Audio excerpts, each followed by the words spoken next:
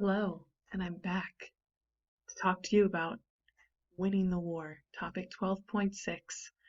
The objectives we'll be covering are identify the setbacks the Allies suffered in 1917 and early 1918, explain how the American Expeditionary Force helped the Allies win the war, and describe the toll on human life caused by the war.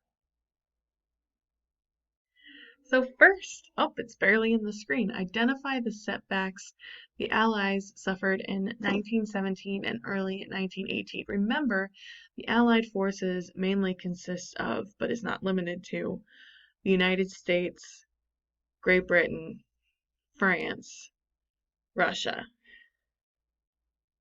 Italy, but there's other countries as well, minor countries. Um, so Lenin is the person after the Russian Revolution, well, kind of while it's still going on. Lenin, who is the leader of Russia, decides to withdraw Russia and pull Russia from World War One. Because multitasking is hard, and fighting a world war while a revolution is happening, it's not an easy task to do. So decided to stop multitasking and just get Russia together. And so in 1918, Russia and Germany signed the Treaty of Brest-Litovsk. I don't know how to say that. Ending Russia's participation in the war. Russia has to give up a lot of land to Germany, but they are free. And Lenin is fine. Russia's got tons of land. They really don't need any more land. It's a huge country. The Allies are then left high and dry because Germany's like, oh, we are no longer split between two war fronts. We can pack up our eastern front against Russia and just go crazy on France right now, because who's going to stop us? Not Russia. And so that's what they do. Germany now only has to fight one war front and goes hard against Allied troops in France. And America joined the war at just the right time because Germany was doing some major damage. Their peace offensive, so the last push to end the war, they continued they had smashed through the Aisne River. They had gone and only 50 miles away from Paris, and so they had really pushed that line. If you can see on page 683, there's a red line that kind of shows the Allied front line. So you can see how far Germany was able to push in to France. So major setbacks. But then the United States joins the war, and they send over troops. These troops are called the American Expeditionary Force, and they're led by John Pershing, the guy who wanted to try and get Pancho Villa. The Allied generals, those who had been fighting for a while, said, oh, the soldiers are here. The soldiers are here to refresh our tired soldiers. But Pershing's like, no, we want to be apart from you. We want to show the American impact so we can have a seat at this table when this all ends. Like, we want to show that we're powerful. We're not just like second string. In the end, American forces joined Allied forces and also stood alone. So they both got what they wanted, the Allied generals and Pershing.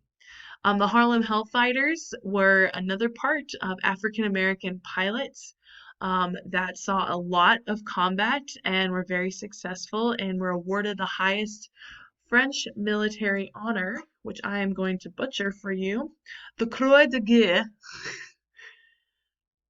I think that's how you say it. And then they had a parade waiting for them when they got home to New York. A movie's been made about this as well, and I think a graphic novel.